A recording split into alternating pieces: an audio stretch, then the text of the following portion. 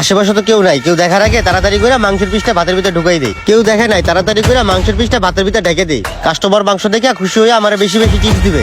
প্রতিদিন তাইলে এইভাবেই তুমি আমার হোটেলে লালবাতি জ্বালাও। দাঁড়াও দেখতাছি তোমারে। ভাই এই নেন আপনার ভাত। ভাই ভাতের সাথে কি তরকারি দিব? বেশি কিছু লাগবে না ভাই, একটা ডিম দিয়েন। আচ্ছা ঠিক আছে।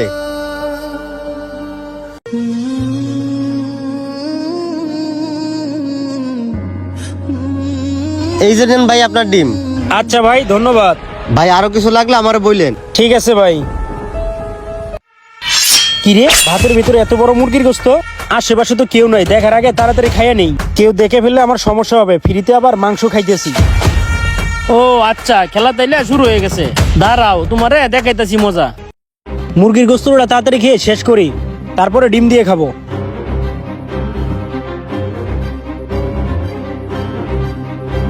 আমার হোটেল থেকে ফ্রিতে মাংস খাওয়ার মজা আলাদা, তাই না?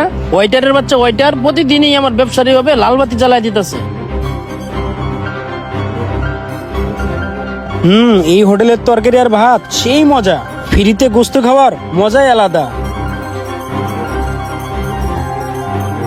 এই ওয়েটার রে কটা টাকা টিপস বাড়াইয়া দিব, তাহলে প্রতিদিন আমার এমনি গোস্ত দিয়ে দিব। খাওয়া দাওয়া শেষ, তাড়াতাড়ি হাতটা ধুই। একটু সাবান দিয়ে হাতটা ধুই। আজকের পর থেকে এই হোটেলে প্রতিদিন খাইতে আসবো। এইভাবে আমার ওয়েটারে ভাতের ভিতর মুরগির গোস্ত দিয়ে দিবে। ভাই আমার বিল কয় টাকা হয়েছে? এই মুন্না, ভাইয়ের বিল কত হয়েছে রে? ভাই ভাত আর ডিম দুইটা মিলাইয়া 50 টাকা। ও আচ্ছা, 50 টাকা। ভাই আপনার বিল 50 টাকা হয়েছে। ও 50 টাকা। আচ্ছা আপনি এখান থেকে 50 টাকা রাখেন। এ ভাই তুমি একটু এদিকে আসো।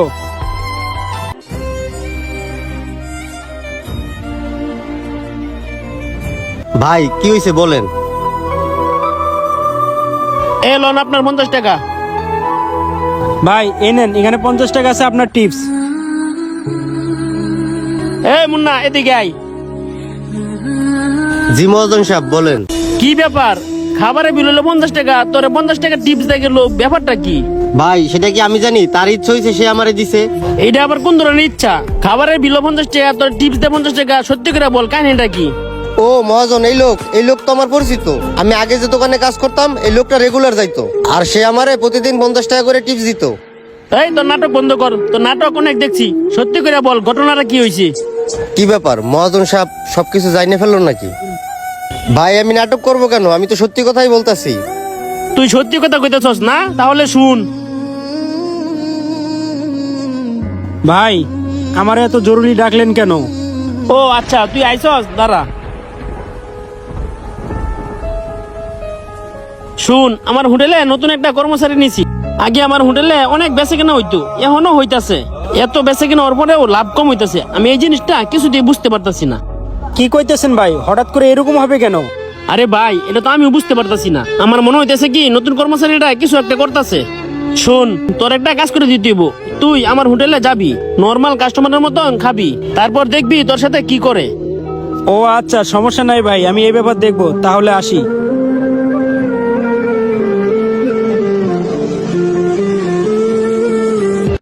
তুই আমার হোটেলে আসার পর থেকে আমার হোটেলে যাইতে আছে।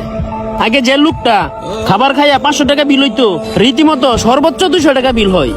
যে লোকের 300 টাকা বিল হইতো, সেই লোকের বিল হয় এখন 100 টাকা। তুই কি করিস এমন? তুই মনে করছিস আমি জানি না? আমি সবই জানি।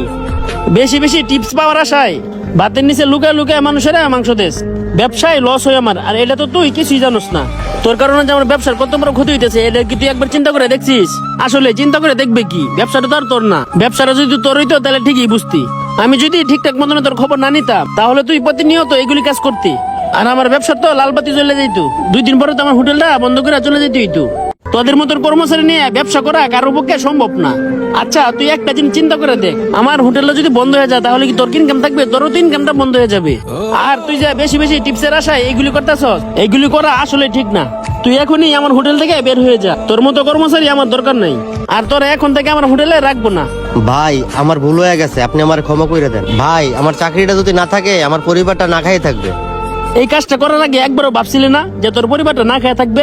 তোর পরিবার না খেয়ে থাকাই উচিত। তুই এখনই আমার হোটেল থেকে বের হয়ে যা। হোটেলের কর্মচারীর কারণে যেমন ব্যবসার উন্নতি হয়, ঠিক তেমনি হোটেলের কর্মচারীর কারণে ব্যবসার লাল বাতিও জ্বলে যায়। আমি হোটেল মালিকদের উদ্দেশ্যে একটি কথা বলতে চাই, একজন কর্মচারী রাখার আগে তার সম্পর্কে ভালোভাবে জেনে নিন। সেই কর্মচারী কতটুকু ভালো অবশ্যই তার দিকেও খেয়াল রাখতে হবে, তা না হলে আমার মতো আপনারও ব্যবসার লাল বাতি জ্বলে যাবে। ধন্যবাদ সবাইকে।